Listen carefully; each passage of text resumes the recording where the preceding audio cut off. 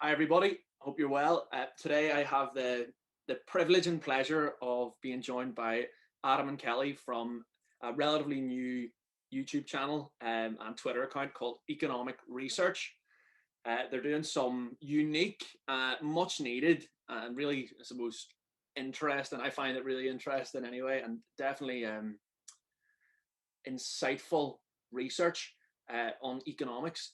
They have, I suppose, one main thing that they're working on at the moment is a series called Around the World in 88 Crashes. And they're also doing like a weekly news update, generally around 40 minutes, uploaded on Sundays. So really worthwhile stuff. And I really would encourage you, if you're watching my channel, to get subscribed to Adam and Kellie's channel. I'll put all the relevant links in the description below. But first and foremost, Adam and Kellie, thanks very much for coming on for a chat. How are you both keeping? All right, thank you. Yeah, very well, thank you. Thanks for having us. A bit overexcited. I keep waving and then realising the camera's not on. And I'm like, what am I doing? I'll wave back anyway. I'll probably cancel out my face if we can't see yours in this anyway. But yeah, so I suppose first of all, do you want to just tell us a bit about your background? And I suppose the main thing is that I'd love to know is, what was the inspiration behind you guys deciding to start up a channel like this? It was actually Kelly who said to me, she showed me, I think it was a clip from Mike Maloney's series, Hidden Secrets of Money, where he says how money's actually created. And then obviously I went down that rabbit hole. I was like, hang on a minute. So it's literally backed by nothing. It's literally just empty promises. So I ended up watching the whole series, and then just provided me links on YouTube to other people's channels like George Gammon and things like that, watching all his whiteboard videos. Mm-hmm. And I just looked at it and was like, this monetary system is just a complete fraud, isn't it? It's just, everything about it's fake, and everything is designed to enrich the people at the top, whilst everyone else runs around working for essentially nothing, more or less. And it kind of just went from there. We just wanted to kind of get the word out a little bit about sound economics, the way that things should be, because I've noticed on quite a few charts how much things have changed since 1971 when we went off the gold standard. So we just want to kind of jump down that rabbit hole and just teach people a little about history if we can. So Adam started out pretty much by himself, didn't you? Yeah. And it was literally, I think it was just one news story, and he'd read the news story, just the one, and then just give his opinion on it. And you were getting a bit bogged down because it was taking ages to film, because he wasn't really like well up on the filming technology side of it. And he was getting a bit like, yeah, he's getting a bit like, this is taking me ages, I'm not having as much fun as I thought I would be. And I was like, well, why don't we make it fun? Why don't we do a news, like actual segment, you know, like BBC News, the 6 o'clock news? We do that, but economics. We can have anything we want in it. Anything that needs to be like debunked, or anything that actually this is right, or anything that's just absolute nonsense. And we don't have to like baby or spoon feed any viewers with it. We can just be like, no, this is not what's happening. Yeah, just as blunt as possible. Yeah. And then the Around the World in 88 Crashes was, well, we were joking about Tulip Mania, weren't we? Yeah. And I was like, wouldn't it be great if we just found all the economic crashes that have ever happened, ever, and tell people about them? And then we joked and said, wouldn't it be funny if we're just having the same crashes over and over again? And then as we've started doing it, it turns out we've had the same crashes over and over again. Yeah, pretty much just rebranded more or just less, like rebranded it with a different year. This is the vintage 1892 crash. Like bottles of wine. Yeah. It is utterly ridiculous. I'm just loading up here to try and find the only thing that I've found or come across that's similar to what you guys are doing. I can't see it because it has to download, because I listened to this like 3 years ago. Was an audiobook called Crashes and Crises, Lessons from the Past. Now, I think this guy was like an economics professor in the States. I can't remember his name, but again, I'll find it and put it in the link in the description below. But I think there was only about 7 or 8 crashes covered in that, as opposed to 88. So yeah. I don't know why more people don't find this really, really intriguing and fascinating. But I think, I suppose, in a way, it kind of blends in with many other things that are happening in our world today, where for some reason people are kind of fooled into believing that, oh, this subject area is for the experts and it's not for us to even bother. Or you're not, I know a lot of people who would say, look at your channel and be like, who are you? What are your accreditations? And just not even consider the research you were doing, because it's not, as you say, being spoon-fed to them on the television and the news saying that this is our economic update. So that's exactly why I think this is so worthwhile, because like you say, like, this is the only way that I've come across that you can find out kind of in-depth, humorous, but succinct to the point, good knowledge on basically all the crashes that have led up to where we are today. So the whole system, not just the monetary system, Adam, as you were saying, but the whole system of where we get our education, I would say specifically relating to economics, is just so out of whack. It's not even funny. Most definitely, because both me and Kelly were both qualified mortgage advisors as well. Yeah. And so we do have some like accreditation. I myself have also got the equity release qualification for like elderly borrowers. So we do have a background. But the stuff they teach you in those books just isn't reality.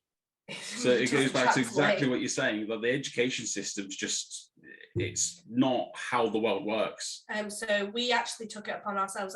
Adam, when he goes to work, he listens to all the macroeconomic podcasts.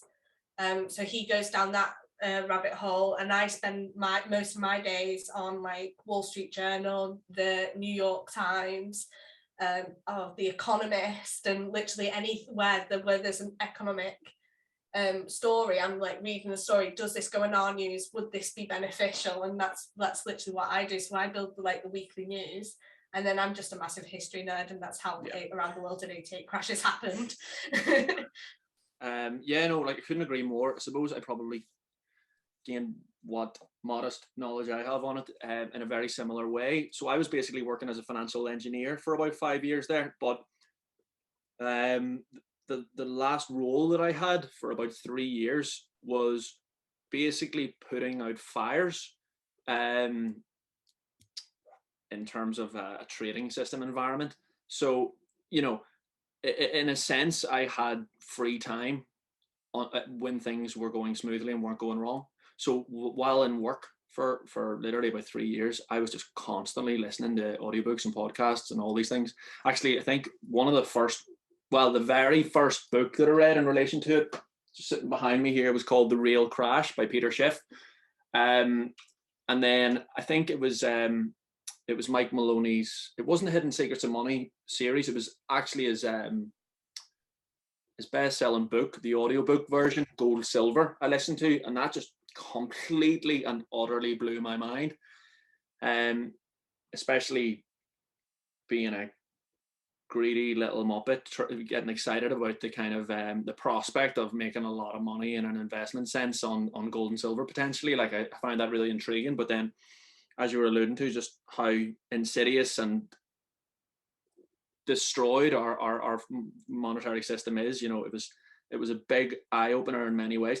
But no, just touching on something I suppose I haven't really talked about that you just mentioned, Adam, and I completely agree with, is how the stuff in the books that we're taught is nothing short of BS.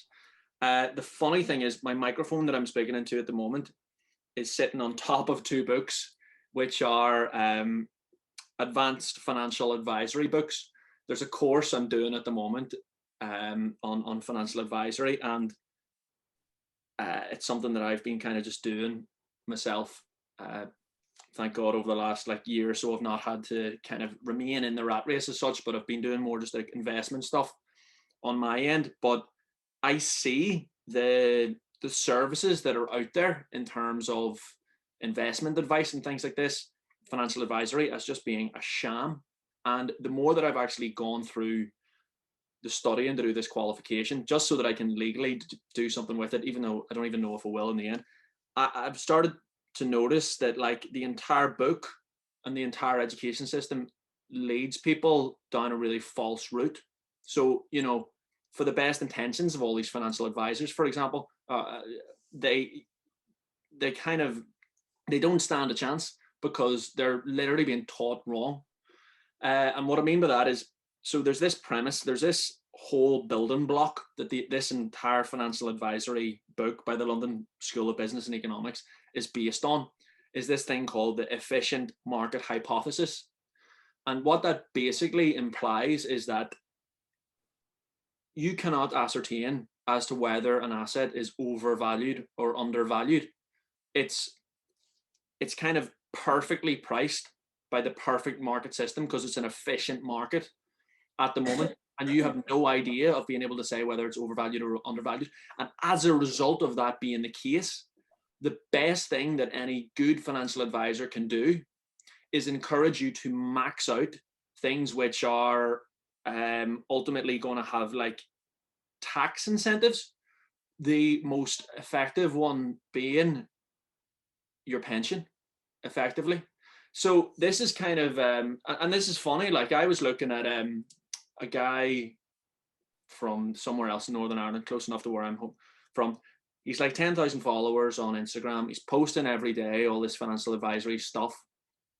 He's constantly talking about, you know, how maxing out pensions and things like this is your best bet.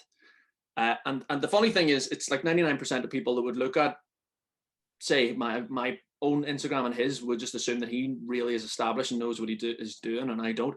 And the funny thing is, this guy, just to give you an idea as to where the whole financial advisory system is, I also did coursework there and got marked down for talking about gold and silver and cryptocurrency because they're not even in the book.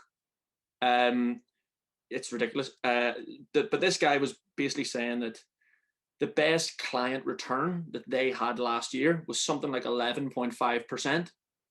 Now, if you go on shadow stats, not the CPI, the consumer price index, which is basically a lie, which doesn't give you an accurate indication as to what inflation really is, because they always change what they're measuring in order to kind of fit the agenda of inflation being at a certain number. There's different websites you can go on, like shadow stats, and they show that actual inflation is probably more in the region of like 11%. So basically, financial advisors, or I was speaking to a gentleman a couple of nights ago about pensions and his pension. You know, people, I think, know, they're at the stage where they know that if you're putting your money in a pension portfolio and it's being managed on your behalf, you're losing more money, you're losing more wealth in time, because inflation is basically higher than any return that you're receiving through any of these kind of traditional established kind of vehicles for investing. So that's why, like, I just don't understand why more people don't understand how out of whack this entire thing is. But again, it all stems from our education system, in my view, being not just awful and really bad, but like intentionally leading people away from making good investment decisions that can ultimately have them retired and comfortable, you know, way shorter than they would otherwise have to be. But anyway, that's just. I think the low interest rate environment only adds to that as well, because I think those books have been written for a time when interest rates were, say, at like 15, 18%, where you could just go and buy like a treasury, you could have something relatively safe and you'd get the return that you would need for retirement. Nowadays, though, that's not going to happen. Like, you can't even buy corporate bonds that pay more than 4%, which is a joke, really. And they're junk rated as well. Yeah. But junk bonds are rated at like 3%, some of them, which is just, it's so out of whack because they've kept rates so low. It's created so many distortions that people just can't really keep up if they do something traditional, like have a pension fund. It's like, we've spoken many times about how we actually think saving for retirement in this day and age, you want to have like a cash flow and asset instead, is what we think you need. Because we'll probably move on to housing a little bit later, like you say, but housing does generally keep up with inflation. But obviously you do have the risks of, yes, it can correct, but if you're buying it for cash flow, it doesn't really matter that much, if you get what I mean. And I'm with the London Institute of Bank and Finance, and I'm trying to do my diploma for financial advice, and I've got the little book, and that's great. That's the exact one that I'm doing. I'm literally turned an age. I'm like, that's wrong. That's wrong. That's not how that works. Yeah. I've highlighted the bit that I'm supposed to so-called revise, and then there's annotations of what is actually happening. And I guarantee I'm going to get mixed up, put the wrong thing, and they're going to be like, fail. Like, I know, like, I got 66% in the coursework there, and I like really stubbornly, you need 50 for a pass, by the way. It didn't really matter how high it was. I like refused when I was doing it to be disingenuous. Like, I spent flipping half the thing talking about gold and silver, knowing full well that I was going to get marked down for it. But I don't know. I actually deferred. I was meant to do the final exam there a few days ago, and I deferred it to the next sitting in 3 months because I was just getting sick going through this, being like, how can I learn stuff that I know is a lie? Like, I have to actually use brain cells to fill my brain cells with mush just to get this qualification, you know. And I can't feel yourself getting less intelligent as you do it. Yeah, it's really weird. When I read that book, really, really weird. So in terms of, let's talk about housing then, because I get what you're saying in terms of things which are cash generating.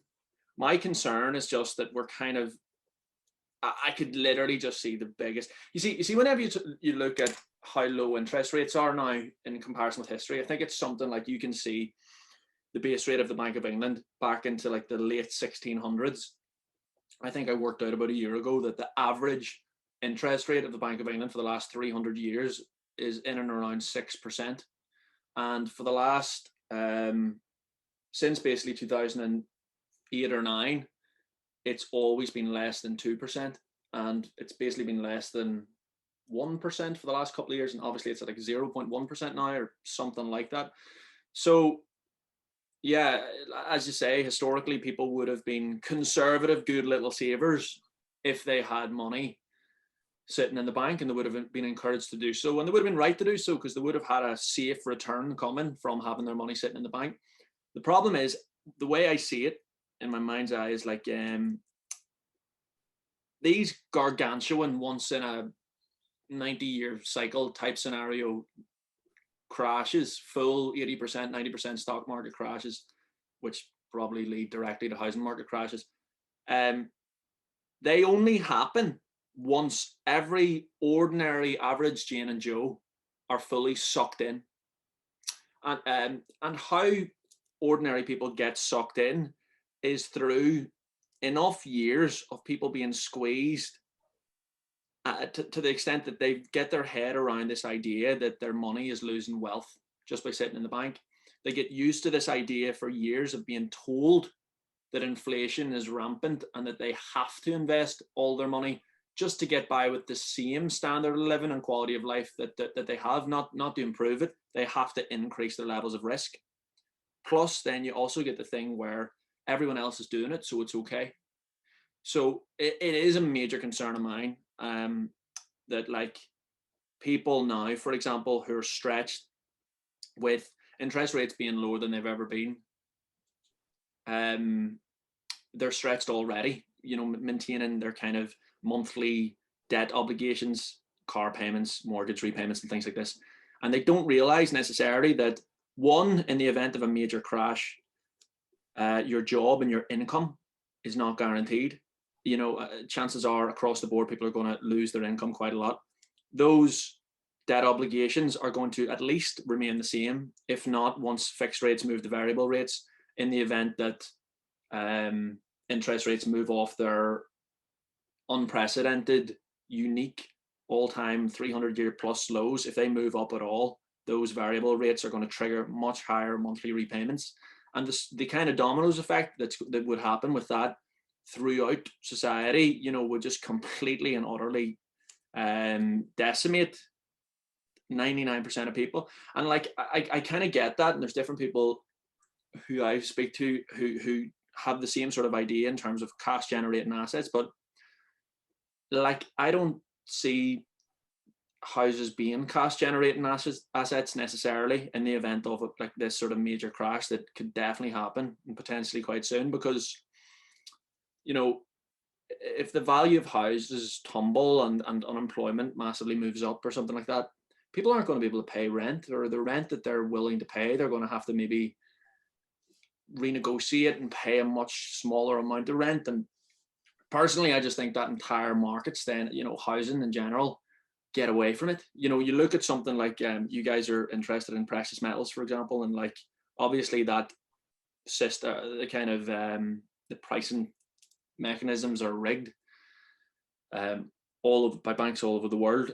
But you know that in terms of their true value, that the price of gold and silver, platinum arguably as well, are really suppressed and undervalued.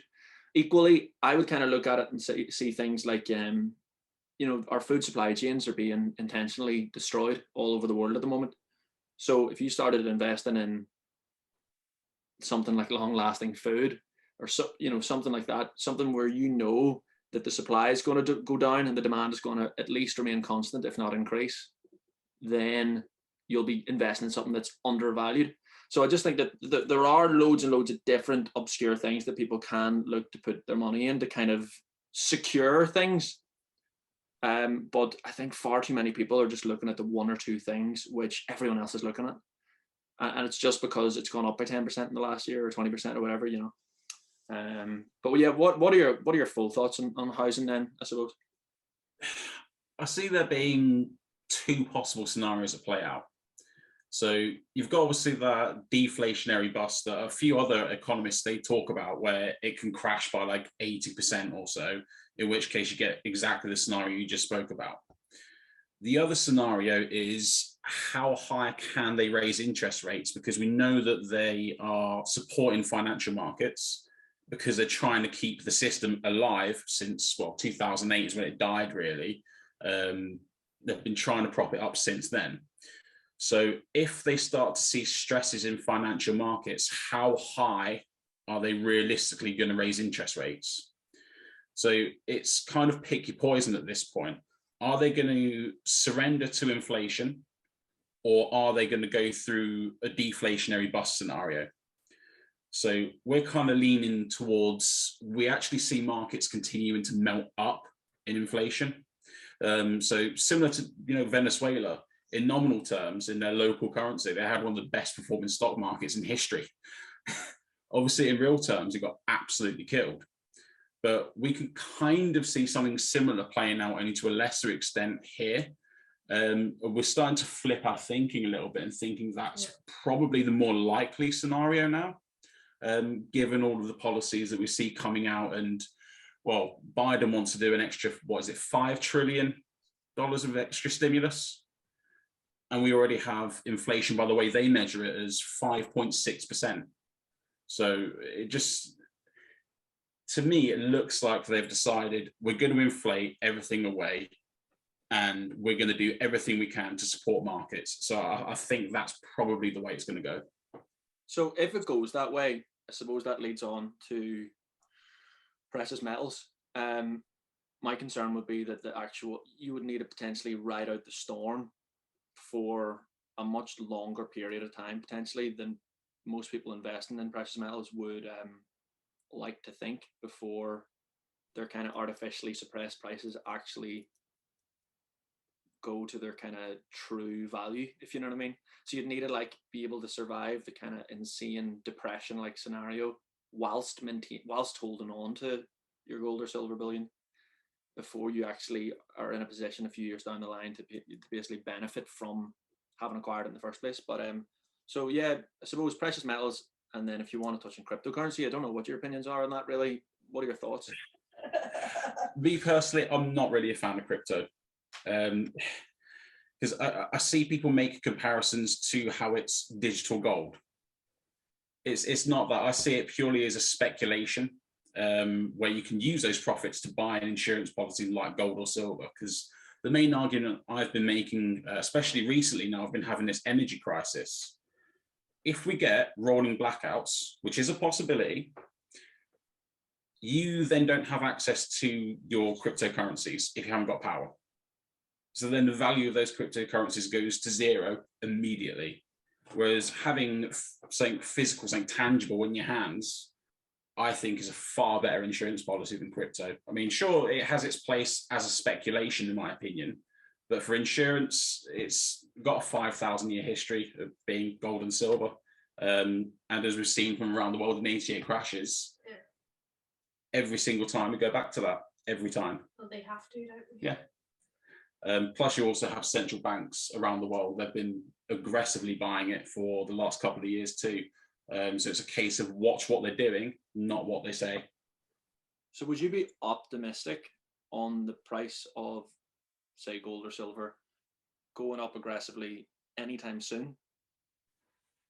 I wouldn't say soon. It will eventually have to come up. There's only so much you can like squish something down. See, that's the timing is the. It's the timing. Like Peter, that's the thing. That's the thing, right? Peter Schiff, for example, who I can give nothing but credit to, because he's the person that kind of opened my mind into this whole thing in 2016 or 17. However, he's also a meme because he's been dissing, say, Bitcoin since 2014 and backing gold to the hilt the whole way through. And if you look at the kind of, and I agree, it's arguably just pure speculation, but timing is so important when it comes to investing in things like this. And, you know, what do they say? A clock's, what is it? A broken clock is right twice a day. Yeah. So like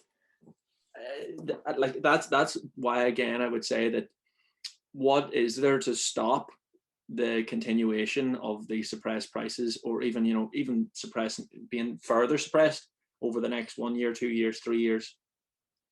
You know, well, thinking on that is goes back to what we were just mentioning about how high can they raise interest rates. Because obviously companies, they borrow money to obviously produce the goods, and obviously if their interest rates are so deeply negative, their input costs would be far lower than what they'll get in sales. So even if you get the inevitable demand destruction you would see, it depends whether that's enough to offset how negative those interest rates are in real terms compared to what they're getting in sales. I think that's kind of what we're seeing. That's why we're seeing equity markets melt up. In that scenario, I think gold remains kind of unloved, really, because they see the stock market flying. So everyone kind of just ignores gold. And I see gold as more of it's kind of like a fear hedge, because we're seeing high inflation at the moment, and yet gold stuck at 1750. I think we came up to the 100-day moving average yesterday. Today, beaten straight back down again. And I think that's because there's not enough fear in the market for people to turn to gold. Whereas last year in 2020, when there was quite a lot of fear, we made an all-time high. I think it was $2,089 an ounce. And that was on fear. And we had, well, arguably deflation back then. So that's kind of my thoughts on gold and what it would probably take to get the market moving again, in my opinion. Yeah. The other thing is, you know, people quite often,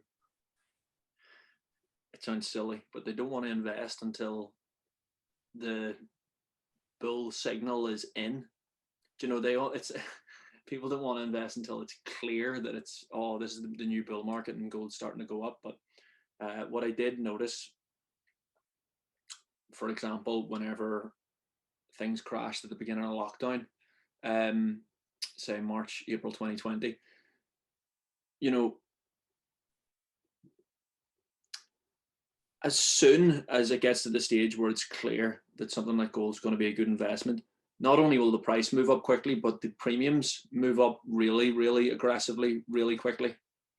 So you gotta factor that in as well, just in the sense that, you know, if you see gold moving down or silver moving down in price, while premiums are comparatively low and demand is comparatively low at the moment, it probably is a good idea to kind of accumulate some, because things will, even without the price changing, even without the spot value changing much, the cost of you actually acquiring the asset potentially could be a lot more just through the premiums being higher, just because the demand's higher and the supply is obviously not really changing. It is interesting, but I don't know. There's something that tells me there's more. Well, I suppose in your melt up kind of scenario, I just think that there's a little more euphoria left, and I think that for all the euphoria that there is in stock markets, there'll always be more again euphoria in cryptocurrency. But then again, flip, there's so many. It's such a roller coaster, and there's so many different ways of looking at it. What you were saying there in terms of rolling blackouts being a possibility. This is a real tangent, but basically I made a video a couple of months ago. I had a dream about a cryptocurrency called Electronium, and there was a price that I saw, and it was basically like over 30 times higher than what it was at the time when I had that dream. And I typed in Electronium to Google, and one of the first videos that popped up was another guy saying that he had a dream, and basically he was saying that it was basically the same dream effectively. So anyway, long story short, this guy has a YouTube channel called Jesus is Lord. It's called Christopher. He's from Australia, and I went through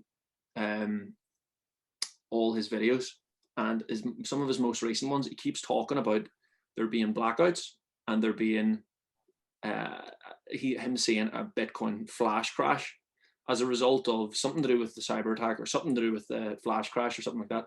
So what I actually have in now are buy orders. Like I think as of today, Bitcoin's nearly hitting an all-time high, closing in on 60,000 for one. But I actually have buy orders for like less than $5,000, because if there is a complete flash crash in the result of there being blackouts for like the first time basically ever here, and people keep talking about like 3 days, power could go down and things like this. Those crypto markets are so hyper. It's a speculative bubble. So it's just another thing to think about, you know. But it is. It's just I feel sorry for just, you know, ordinary people who haven't a clue and are just getting on with life as if it's all fine and dandy and normal. Because I just see what's coming. Like, see, even if you like different things, like people are talking about, and the World Health or the World Economic Forum keep talking about potential cyber attacks and power cuts being worse than the sickness that we've seen over the last year or two for the global economy. For that cyber attacks would be worse. But then you also hear about things like tax and unrealized gains being discussed, and you hear about food supply chains being destroyed, and you hear about energy prices going up at astronomical rates. So it seems like we've got this brewing concoction of chaos coming together, and like positioning yourself for that is, for the ordinary person, and like it's just not possible, you know. Yeah, so, I mean, it's uncanny how all of these things are happening at the same time. Yeah. So to us, we try and stay YouTube friendly, just to make sure that we try and get the message out to as many people as possible, because you know the algorithms will take anything down. Yeah. It's intentional, clearly, but I think this is being done entirely on purpose. The other one as well, you know, that Insulate Britain, that has absolutely nothing to do. They've been gluing themselves to the floor of the M25 and blocking motorways. Oh yeah, right. See, I don't actually watch the news because I know it's all BS. So there are sometimes things like this that I just completely miss. Yeah, absolutely nothing to do with installation, and I think it's deliberately trying to cause further supply issues. I thought that was the case in Australia about a month ago, whenever they were doing the kind of lorry driver strike or whatever. As soon as I first saw that, people were like, "Oh yeah, good on you." I was like, "No, this is intentional. They're again just destroying the supply chains, you know." And like the vast majority of lorry drivers that were involved probably didn't realize that, but it's kind of who's pulling the strings that the real question is, you know. Yeah, it's all driven by narratives. I mean, the narrative at the moment in the mainstream media is there's going to be food shortages around Christmas time. Now you've got people panic buying Quality Street. So, really? We went to the shops the other day. Yeah. Shelves were full. Yeah. It wasn't a problem. Yeah. And the warehouses, like I speak to a couple of people in the logistics industry as well. The warehouses at places like Morrison's and Tesco's, they're full. It's fine. Like, it's not as bad as the mainstream media is making it out. They're causing people to panic buy, which then induces the shortage. Exactly what happened with the fuel problem as well, because the refineries are full. Yeah. And the prices are now higher than ever.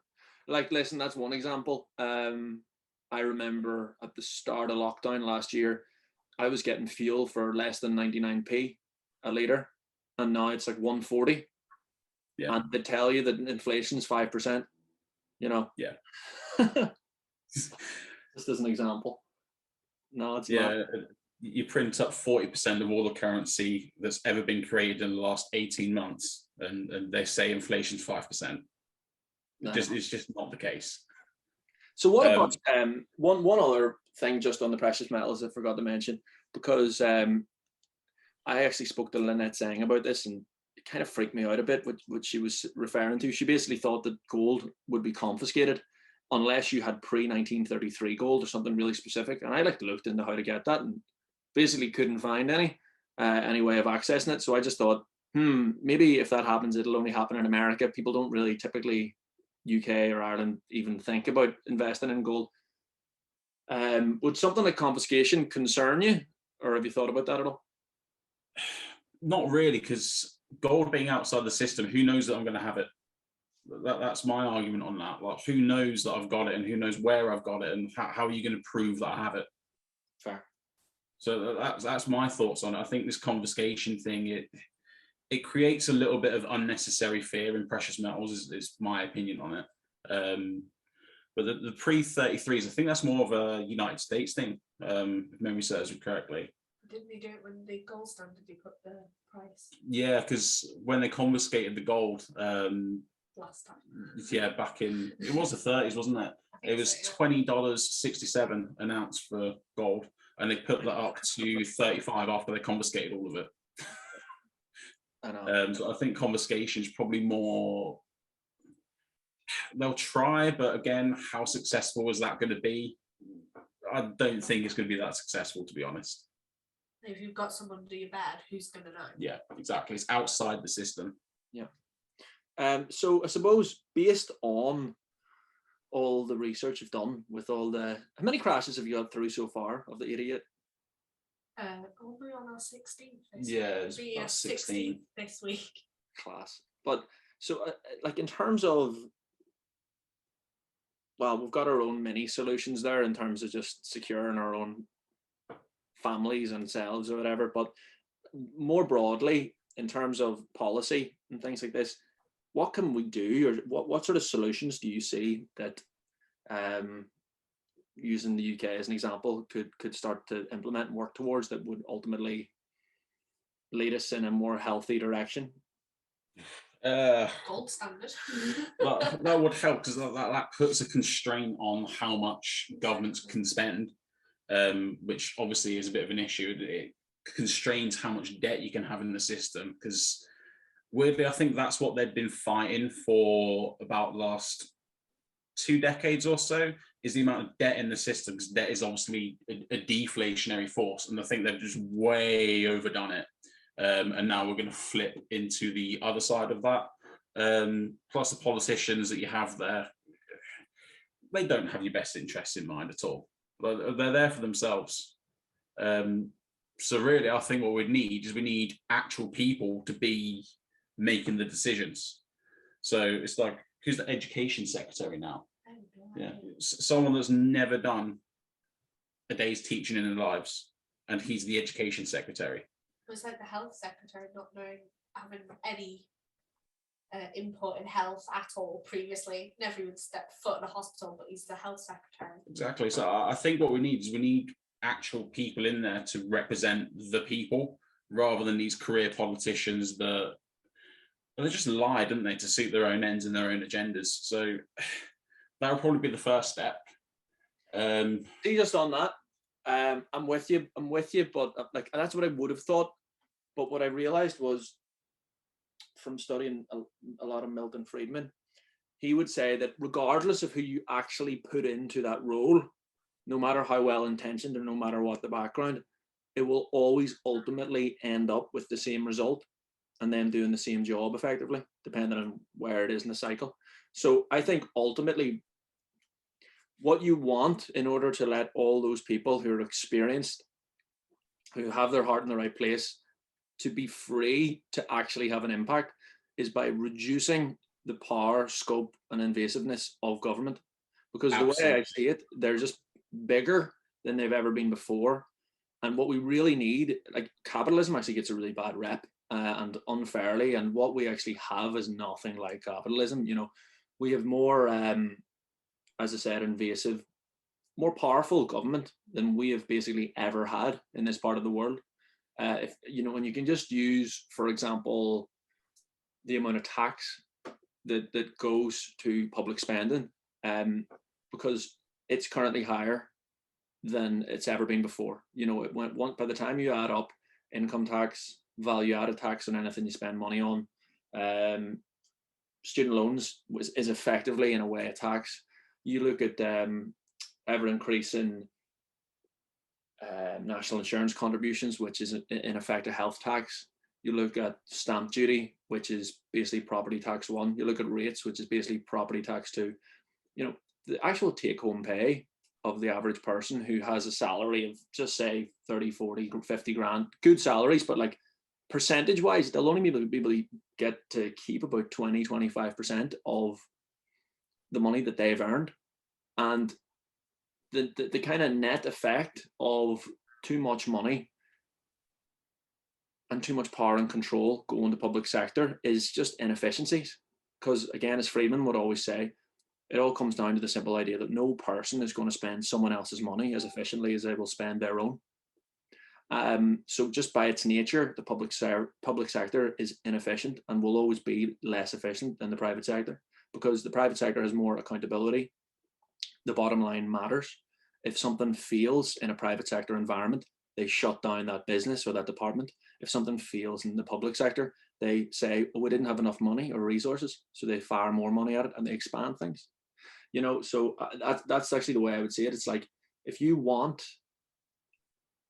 actual teachers, for example, to have more say over education, get the Department of Education out of their hair, make them be smaller, make them be nothing more than a traffic warden, and give more autonomy and control to the actual schools and let them make the decisions. Same with business, same with anything. So I think ultimately that's our main issue at the moment, is government are just doing everything. And everyone's like, it's like, please, sir, can I have some more? That Oliver Twist thing. It's like, you know, so that's it. But sorry, I cut you off there before you were going to tell us about your other solutions or whatever.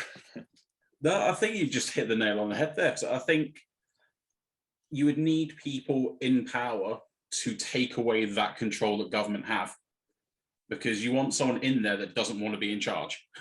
Yeah. Whereas you've got people there that they're just so drunk on power, they just want more and more and more and more. And government, as you say, gets bigger and bigger and bigger, and it just strangles real growth. It's like last year, I was actually going to try and start my own hand sanitizer business. It was going to be a 2-in-1 because Kelly's got quite sensitive hands, so the alcohol in it burns them. So I created like this moisturizing cream sanitizer, a 2-in-1 essentially. But the active ingredient in it, to get it through the regulations, was £50,000 to get it through. Whereas they know it's safe and everything already. Whereas they told me if I change the active ingredient to ethanol, it's £2,000.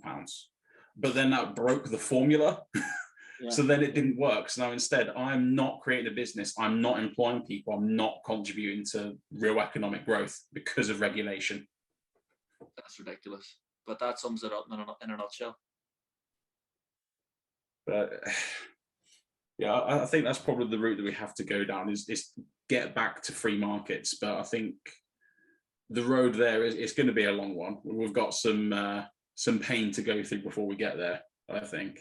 Big time. But it is just it's just turning on the light in people's brains one by one, you know. And it's kind of like if you're making a snowman, it just starts off with a small little snowball, you know, and you just keep pushing it. Like, as I say, it's, for me, it was great to see your channel, and you know, before you saw the Mike Maloney series or whatever, you probably hadn't a clue. Like I hadn't a clue before I read Peter Schiff, and that is just the cycle, I suppose, as well. Like the cycle at the moment in terms of people's understanding, especially in like our generation, of the need for free markets. There is no knowledge out there really.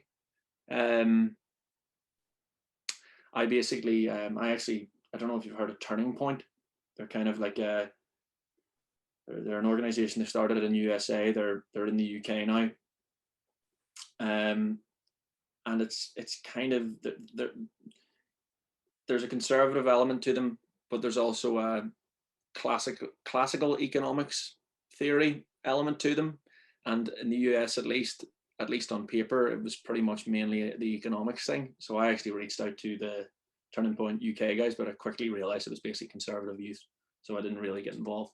But there are kind of small little green shoots, let's say, of hope in terms of people starting to ask the questions and starting to watch a few more videos and share them around. So yeah, as you say, there probably will be a lot of pain, but we will ultimately get there. But Flip, what sort of ride are we in for before we get there?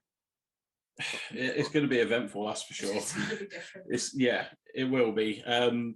Like I say, all we can do is just try and wake as many people up as possible, and then by all of us talking to each other, we come up with different ideas of how to best ride it out.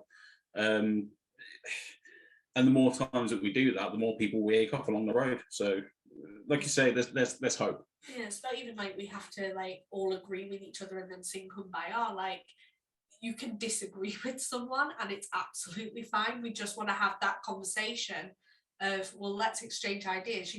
We might have thought of something that you haven't, and you might have thought of something that we haven't even taken into consideration. Yeah. And why can't we have that conversation? Yeah, the platform for healthy debate, you're right, Kelly, is probably one of the main things lacking at the moment. This is probably one of the best vehicles, YouTube, for having it. But like you say, as soon as we start to have conversations which are not part of the approved narrative, it's censored and shut down. So yeah, we need to find a way of creating that dialogue and debate again. Especially when you dare mention the medicine mandates, as George Gammon calls them. Yeah. It's immediately taken down, gone. Like, you're not allowed to talk about that at all. We were worried with our video about the IMF.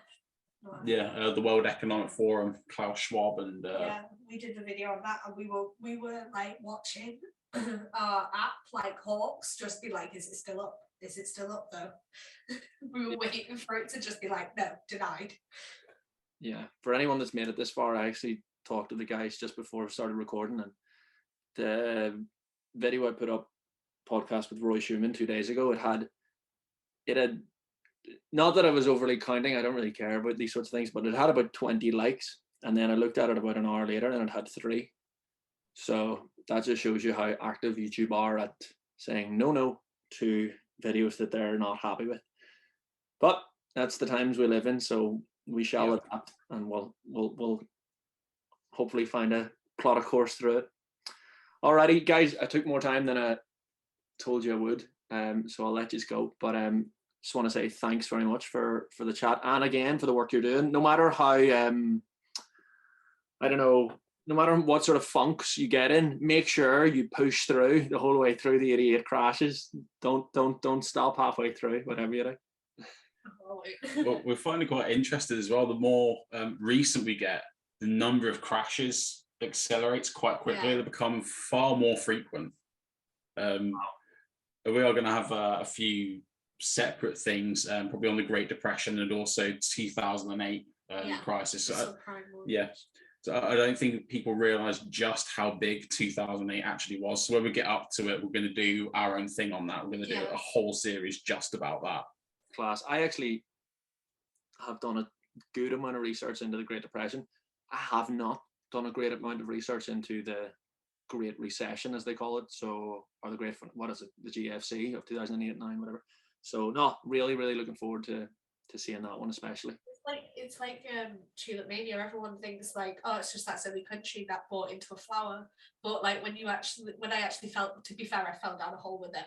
But when I did fall down the research hole, there was so much more that went into it than just this entire country just decided to throw everything at a flower. Like it was so much more than what it was. And I think that would be the same with the Great Recession and the Great Depression. There's so much more to it than what people just assume.